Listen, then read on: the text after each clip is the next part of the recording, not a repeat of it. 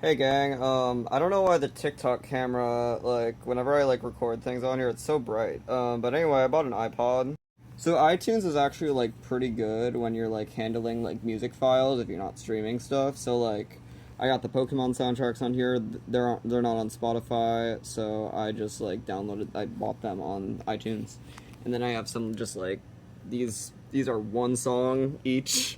Owl City has like two songs that were exclusive to iTunes, so I have those, and then I have like some Doki Doki Literature Club stuff because I had a code when I got in on the Switch. So yeah, and then just some random stuff here, just funny stuff I found on Discord, and the U2 album every iPhone user has, who's they're forced to have it. I actually did enjoy this album when I took the time to listen to it though. So yeah, I got this iPod Nano. It has an engraving on it.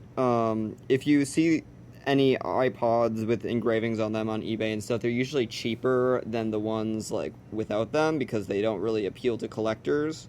So if you want to get one of these just to listen to stuff, yeah, look for an engraving. I very much don't recommend getting an iPod Nano though, because apparently they're prone to catching on fire because the battery expands. So, I eventually got to get this battery in here replaced, but it's been fine so far. Also, this only has 2 gigabytes, which I was like, man, I made a mistake getting this one because that's not much space. But like, that can get you like hours worth of music and like podcasts, audiobooks, and all that. Like, I'll like put like an hour-long podcast and it will like barely do anything. Like, this will get you hours worth of music. So like, smaller gigabytes still work.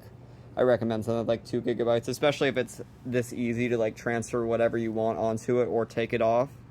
So yeah, don't worry too much about space. I got this for like 10 bucks, and I feel like I was pretty lucky with that. But I've seen stuff for like 30.